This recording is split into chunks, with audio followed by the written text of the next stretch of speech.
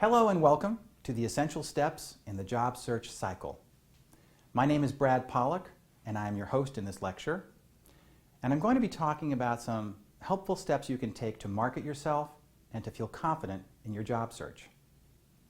The lecture is intended mostly for students and recent graduates, but a lot of what I'll be talking about will be very helpful also to seasoned business professionals who are in transition. I've divided the lecture into 5 parts. The first one focuses on the importance of establishing your goals before you begin your job search. The second step focuses on your ability to encapsulate what you do and what your goals are, what your skills are, in the form of an elevator pitch. The third step is all about networking, followed by the fourth step, which is more networking, but in the form of setting up informational interviews. And finally, the fifth step, which is the most important one, is the interview process itself, which I've divided into 3 stages. The first stage is preparation, the second stage is the interview itself, and the third stage is the follow-up. And that will constitute the lecture. So, sit back, get comfortable, take notes if you'd like, and let's talk about the essential steps in the job search cycle.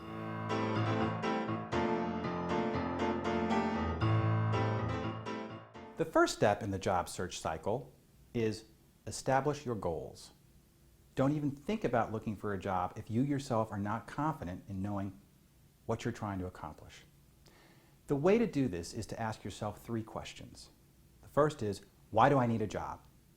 Now, that might seem like an obvious question to you, but I'd like you to ask yourself that question and answer it out loud. Hear yourself tell yourself why you're looking for a job. It might be as simple as the fact that you need a part-time job while you're a full-time student and you just need to cover your expenses maybe 20 hours a week.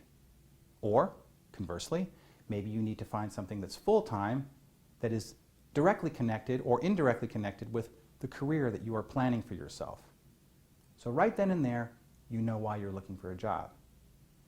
The second question, well, what kind of job do I want?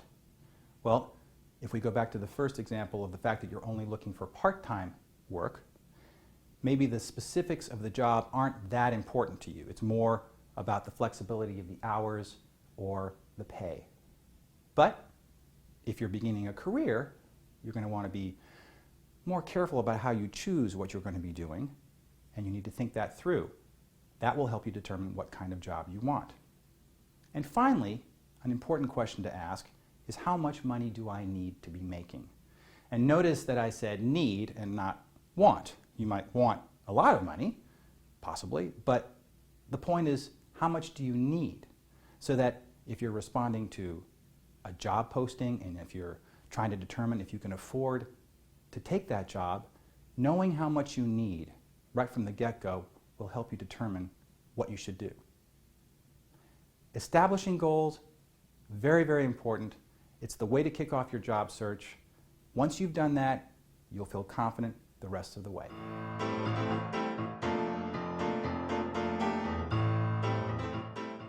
Once you've established your goals, the next step is to be able to articulate clearly and concisely what your goals are, what your skills are, what your experience is.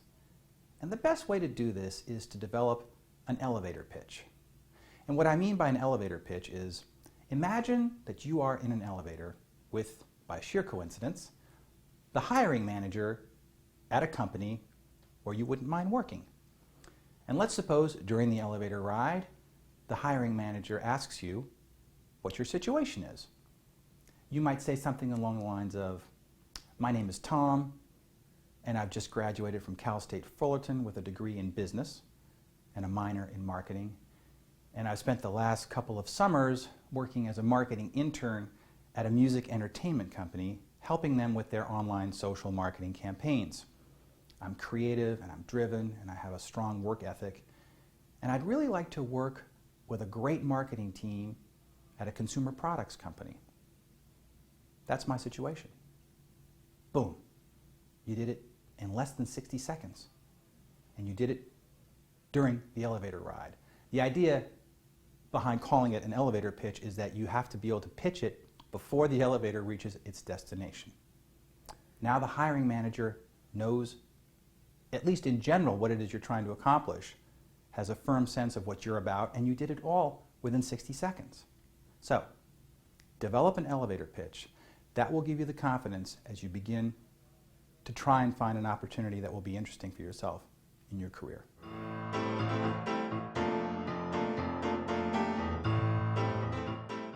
Now that you've established your goals and you've developed an elevator pitch, the next step is to begin networking.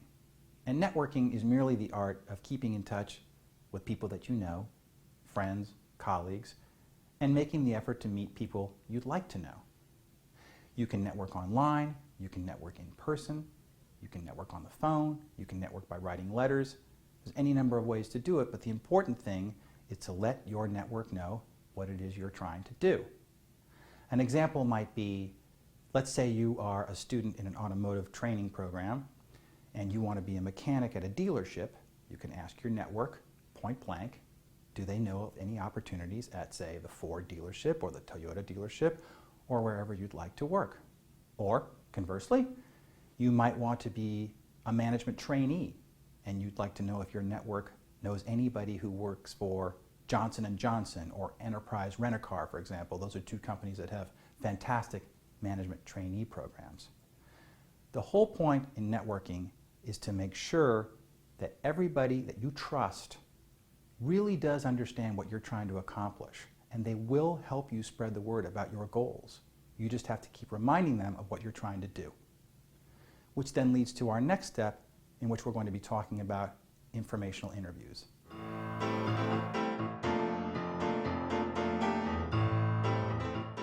Informational interviews are part of the networking process, and that's what I'd like to talk about in this portion of the lecture. What is an informational interview? Well, it's a conversation that you set up with a qualified professional who can give you information about a profession or a specific job or an industry, or that qualified professional can introduce you to other qualified professionals who can give you information that you're trying to find. An informational interview is something that is rarely done, especially by candidates who are starting out in the job market. They don't necessarily know that they can set up these kinds of conversations with professionals, and that's why I encourage you to pursue this path. Let me give you an example. If we continue talking about the auto mechanic position that we were talking about in the previous part of the lecture, let's suppose you are about to graduate from the automotive training program and you'd like to get some more information about working at a dealership. Maybe you've interned a couple of times at a dealership during your studies, but you're still not sure what the whole experience is going to be like. You have every reason in the world to try and talk with somebody, particularly, let's say, a service manager at a dealership, and ask him or her some questions. So, let's suppose you're in an automotive training program that has some great instructors. The first thing you would want to do is you would want to ask the instructor if he could introduce you to a service manager at a dealership. That's the first way to try and reach a service manager. Now let's say the instructor says, absolutely, I'll hook you up with a service manager. You find out that service manager's name, but before you contact him, do a little bit of research about him. Maybe there's some bio information about him on the website, or maybe the instructor can tell you about him. Just have a little bit of background about him so you feel confident before you even talk with him. So now you know who he is and you have a little bit of background about him. Next, you want to think clearly what it is you're asking him. I suggest that you write it out. You don't have to write it word for word, but write it out in such a way that you are able to look at your bullet points so that you don't stumble over yourself when you're talking with him. You want to find out, what does he think about working at a dealership? What qualities does he look for in a mechanic applying for an opportunity at a dealership? What is it about a dealership that would make it worthwhile for you is ultimately the goal you're trying to accomplish in talking with this service manager. You've outlined that, you've gone over it again and again before you even call him, and then you call him. And when you call him, let's say you do get him on the phone, you can introduce yourself. You can say, Mr. Smith, my name is John Cruz. I'm a student at XYZ program, I'm a mechanic, I'm about to graduate, and I'd like to set up an appointment with you to take maybe 15 or 20 minutes of your time to ask you some questions about working at a dealership. So, all you're doing in this particular conversation is you're just asking him for his time to set up an appointment. You don't rattle off all of your questions right then and there. This is just to set up an appointment. He might say, well, listen, while I've got you on the phone, let's talk now. And then you can carry on and you can ask him. You can say, I'm about to graduate. I've interned a couple of times at a dealership, but I'm still not sure if it's the right move for me. What qualities are you looking for in candidates who are looking for a position at a dealership? And then he'll answer the question and you take notes. Then you can tell him more about yourself. You can say, given my background and my experience, do you have any suggestions for somebody like myself? And then he'll answer the question. And based on the interaction you have with him, he might be inspired to either invite you in for an interview right then and there, or if he doesn't have any openings, again, inspired by the fact that he's impressed by how you are communicating, he might offer to introduce you to another service manager at a different dealership. Or if that's not the case, he might say, listen, we don't have any openings right now here, but I like what you're trying to do and I'd like to keep in touch with you. Is that okay? And the answer, of course, is yes. So what you've done in setting up this informational interview is you have established a great contact.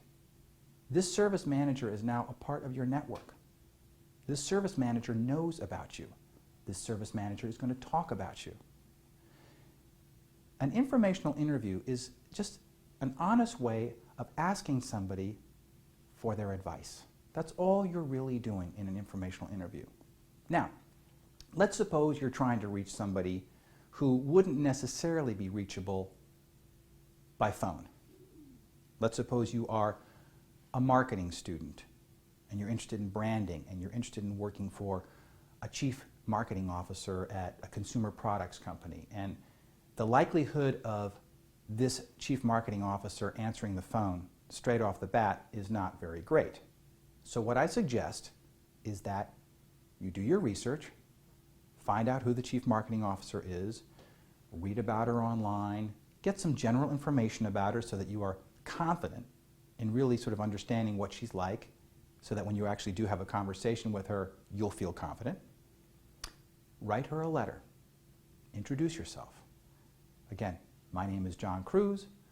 I'm about to graduate from, let's say, Cal State Fullerton in marketing, however you want to describe it. And I would like to set up an appointment to talk with you, take up a few minutes of your time, 15 or 20 minutes, to ask you some questions about how somebody like myself can open a door in the world of marketing. I will call your office next week to see if I can set up an appointment to talk with you. Yours truly, John Cruz. You mail the letter, and then 3 or 4 days later, you follow up.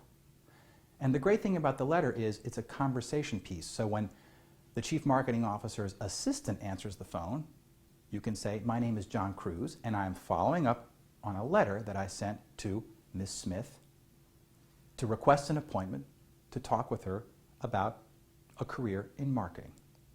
Now the assistant knows what you're talking about. It's a very valid phone call that you're making. You're not asking Ms. Cruz or Ms. Smith for a job. You're just asking her for information. That's the whole point. Then the assistant will tell you whether or not it's possible to talk with her. She'll tell you when the date would be that you would either call her on the phone or be able to meet with her in person. And then you ask her the questions that you'd like to ask her, which of course you've rehearsed beforehand. And she will either offer you something within her own organization if she's impressed by you, or she'll refer you to somebody else. But no matter what happens, you will have made another great contact in your network. This is the beauty of informational interviews. And it's something that too few people do. You can do it. All you have to do is contact somebody. The worst thing that could happen is somebody says, I don't have time, I'm very busy, I'm so sorry, I can't talk with you. You say thank you very much, and you move on to the next person. Once you've spoken with anybody who has helped you, the important thing, of course, afterwards is to send a thank you note. You can send a thank you email if that's more comfortable for you.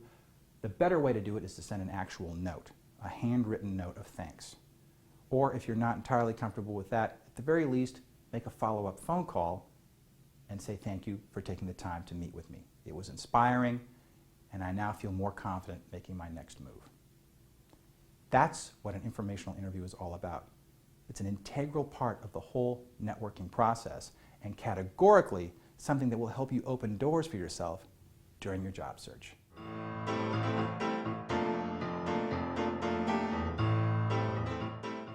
The fifth step in the job search cycle is the interview process.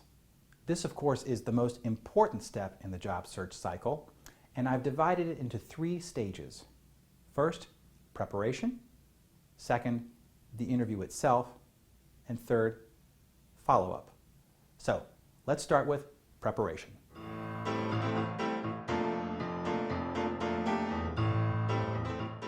The first stage in the interview process is preparation. Please don't go to an interview without having prepared beforehand. Don't just show up, wing it, try and answer the questions, and then see what happens. Please prepare beforehand. And when I talk about preparation, I'm talking about doing your research and practicing. With research, the first thing you want to do is make sure you're comfortable understanding the company where you're applying for a job. At the very least, know what products it makes, what goods and services it offers. Is it a local company? Is it a national company? Is it global? Is the industry that the company's in, is it a healthy industry? And so on and so forth. Because you will be asked, more likely than not, in your interview, why would you like to work for us? The other thing that's important is when you're researching the company, write down any questions that come to mind. Because during your interview, if you ask questions of them, of your interviewer or interviewers, you will be a very compelling candidate. So you've researched the company. That's checklist number 1. Next up, you want to, during your research, you want to analyze the job description if there is one. Job descriptions generally are divided into responsibilities and qualifications. Read through each bullet point listed and make sure that you can meet those responsibilities and that you can meet at least most of the qualifications. And again, if you have any questions you'd like to ask about that job description, about anything listed in that job description, write them down. All right? So you've researched the company, you've analyzed the job description. Next thing is you want to think about what questions you're going to be asked. And you might say, well, how could I possibly guess what I'm going to be asked during an interview? Well, especially if you're starting out in your career, you're going to be asked questions that pertain mostly to what's in your resume and what's in the job description. Now, when it comes to your resume, remember, you wrote the resume. It's your life. Everything in that document, that 8.5 by 11 document, is information that you know. So, go through the resume and think about what you might be asked. You'll probably be asked about your academics. You'll probably be asked about why you were in certain volunteer organizations that you might have listed. You might be asked about certain jobs that you have listed. It's all right there in front of you.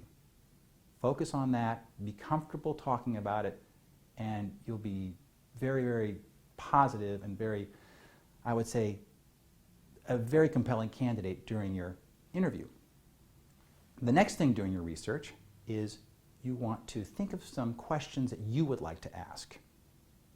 Don't ever go into an interview without being prepared with at least a couple of questions that you'd like to ask, because you will be asked more likely than not, so, do you have any questions for me or for us? And you want to say, as a matter of fact, I do. And then you can ask a couple of questions. Candidates that don't ask questions aren't as competitive and as compelling as the candidates that do ask questions. Finally, in the research side, I'd like you to think about 2 or 3 challenges that you have faced in the past so that you can talk about them during the interview. When I say challenges, I'm talking about challenges you have faced in school or that you have faced professionally. I'm not talking about personal challenges. For example, let's suppose in school you started a volunteer organization, you had a lot of members, and then over time, gradually, the membership dissipated and nobody was showing up to meetings, and all of a sudden it was disorganized, and you needed, as the leader of the organization, to figure out how to solve that problem. That's a challenge. And if you can talk about that in your interview, you're showing your humanity, you're showing that you've learned something, and you're also showing the interviewer how you would deal with challenges that you would face and inevitably will face in the workforce. So that is basically, those are the important ingredients in doing your research, which then leads to the other part of preparation, which is just practicing. And all I'm talking about when I'm talking about practicing is I'd like you to do something that might be a little bit uncomfortable in the beginning, which is to practice answering your questions out loud. I'd like you to hear yourself talking out loud. If you hear yourself talking out loud, the more you do it, the less you'll stumble over your words. So then when you get to the interview, the actual interview, you'll be comfortable in talking because you will have already practiced just about everything you're going to be talking about in the interview. So, practice. Now, you can do it by yourself, or if you'd like, if you have a trusted friend, you can give a list of questions to your friend and she can pose as the interviewer, or a trusted family member, if that's preferable to you. However you do it, practice out loud.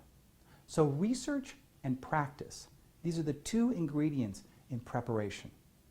Prepare for your interview, and you will be so much more confident during the actual interview, and you'll probably stand a much better chance of landing the position that you are looking for.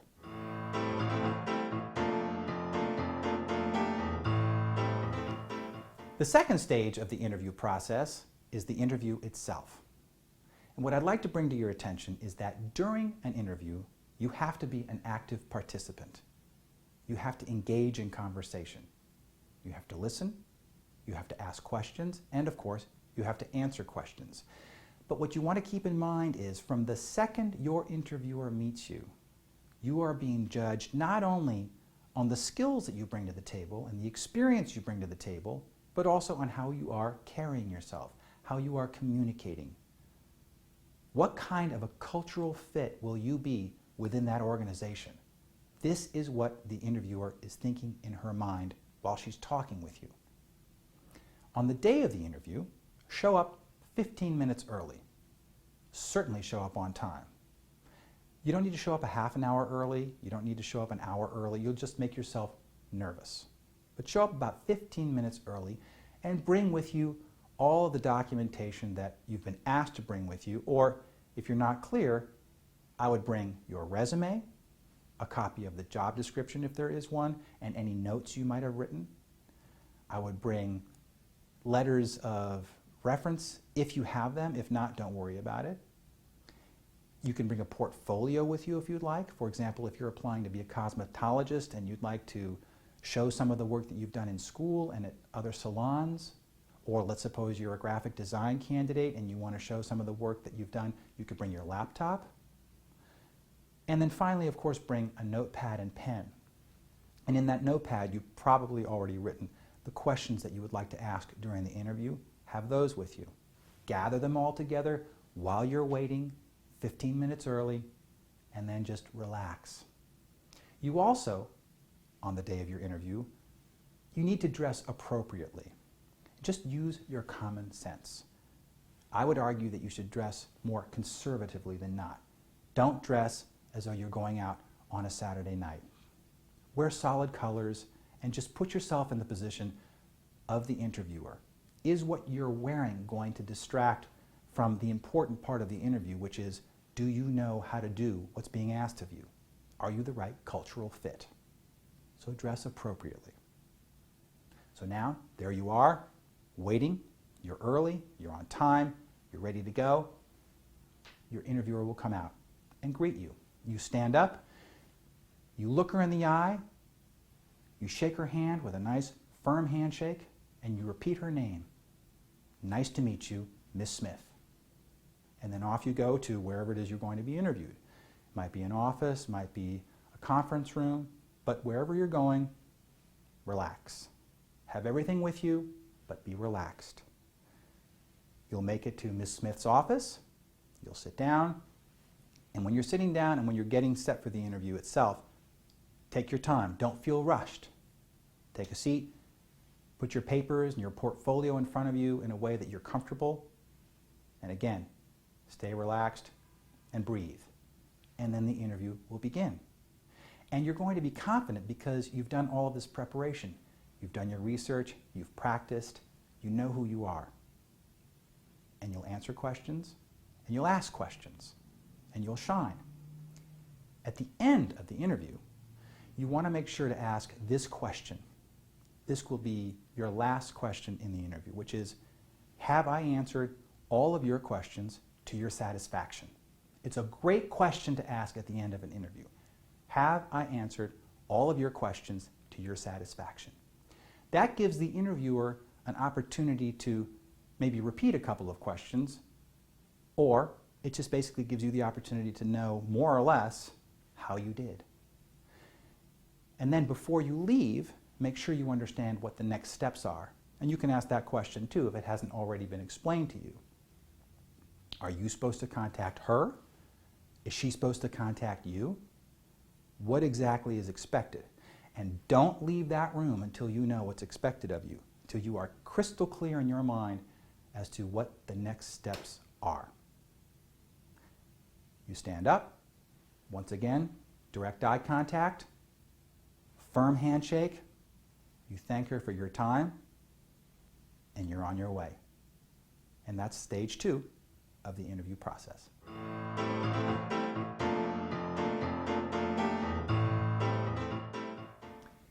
The third stage in the interview process is the follow-up. This is where you write to your interviewer or to your interviewers, because you might have been interviewed by multiple people, and you thank them for their time. You can write a thank you letter or an email or just a short note, or you can actually make a phone call. But however you do it, you have to follow up. There are 2 reasons to do this.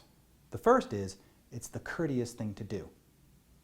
The second reason is almost nobody does it. So if you do it, you will stand out from the other candidates, I guarantee you. If you're writing a letter, which in my opinion is the best option, you want to write it the next day. Don't wait several days. Write it the next day, mail it, get it off your plate. And in the letter, you're saying something along the lines of, Dear Miss Smith, thank you so much for taking the time to meet with me last Tuesday to discuss the XYZ position at XYZ company. I am very interested in joining the organization, and I look forward to hearing from you soon. Yours truly, John Cruz. Short, sweet, to the point, and very effective. You can also send that as an email if need be. Today, a lot of thank you notes are sent by email. I prefer a letter or a note, but you can use your best judgment.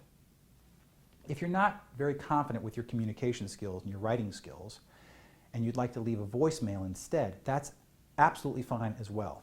But make sure, again, you do it the next day. And what I'd recommend is that you practice before you leave the message, because you don't want to stumble over yourself while you're being recorded on her voicemail. And you can leave a very similar message to the one I just outlined in the letter. So whether you send a letter, or whether you leave a voicemail, or whether you send an email, do it the next day, the day after your interview. Next up, during the follow-up stage, is you will follow up based on what was discussed during your interview. If Ms. Smith said, please call me in a week, then you wait a week and you call her. Or if she said she would call you, let's say, on a Wednesday, and you get all the way through to the end of Wednesday and you don't hear from her, on Thursday you call her office. You have every right to do that. She said she was going to call you on Wednesday. Maybe she's busy. but you haven't heard from her, so call her on Thursday. That's not a rude thing to do. And ask to speak with her.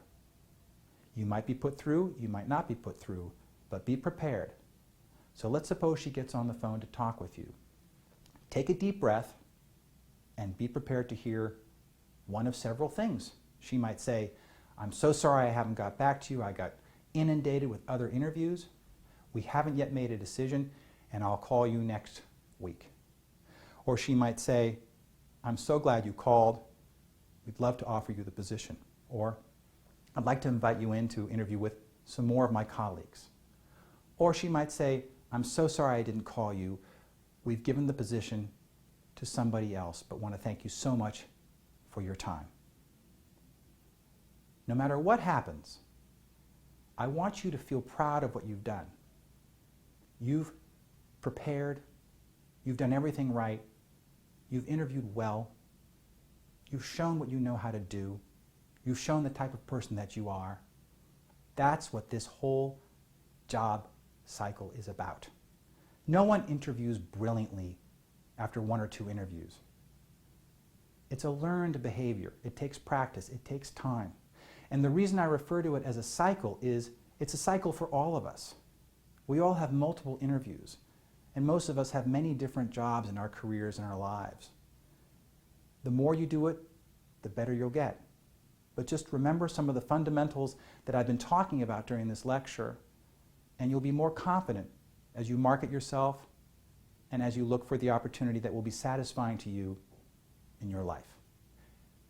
I thank you for listening. I wish you the best of luck, and I hope we'll keep in touch.